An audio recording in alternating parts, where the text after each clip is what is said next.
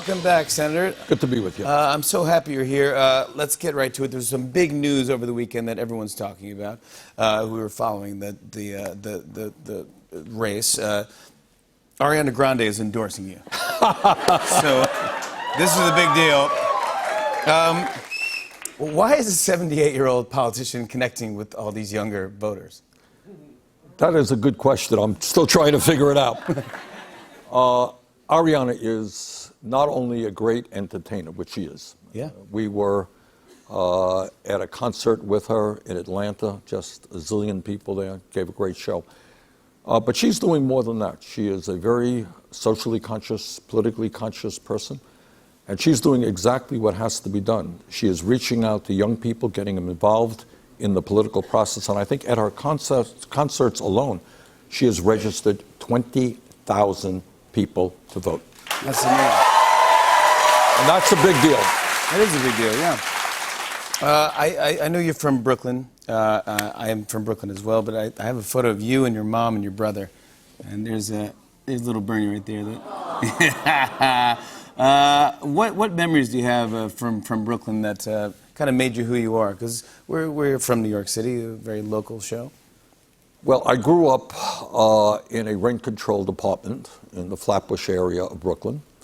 Our family did not have a whole lot of money.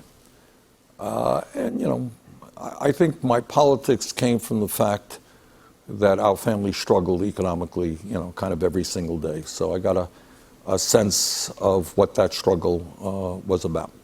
Like, give me an example. Like, you would want to buy something, but you couldn't afford it? Well, the memories, you know, when you're a little kid, you feel these things very strongly. My parents would argue about money. My mother, for example, who died very young, her dream was to own her own home and move out of the apartment.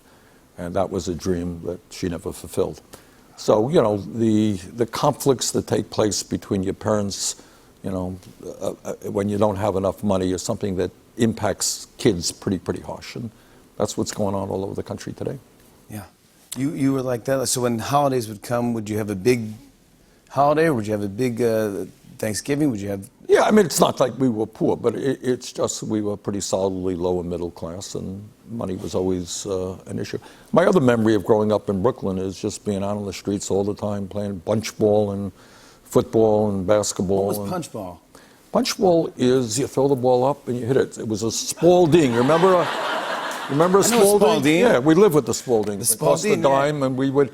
It's like stoop ball? We played stoop ball, too. We played every game that you can think of. We spent, you know, our entire lives out on the schoolyard or out on the streets, and we just choose up games, and everybody knew how good everybody else was, and it was pretty good.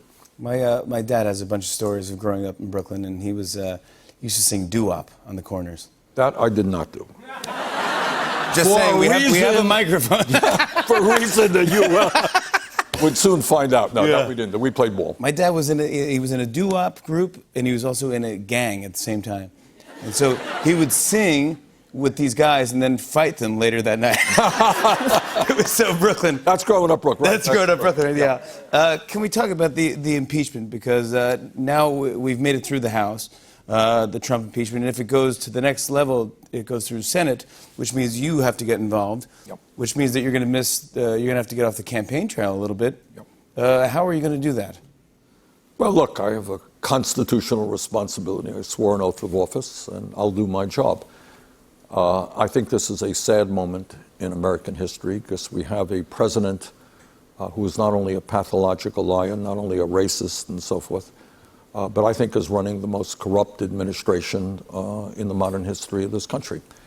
And the House will do its duty, and I suspect they will impeach him, as you indicate. The trial is going to come to the Senate, and I'll do my duty. I'll listen to the evidence. But as of now, I mean, I think you have a president who has committed a number of impeachable offenses. After what you've seen, the evidence, do you have a yes or no? You think that... Well, I mean, I'm going to listen. My job is, in a sense, a juror in the Senate to listen to the evidence. But if you ask me today, I think he has probably obstructed justice in terms of the Mueller investigation. I think he is probably guilty of violating the Emoluments Clause, which prevents a president from enriching himself through the use of his own office. I think he has used the office to enrich himself and his family.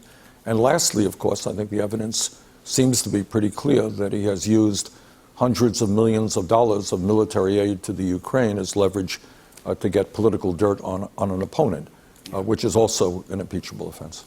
On and on and on. I said, and it's on and on and on.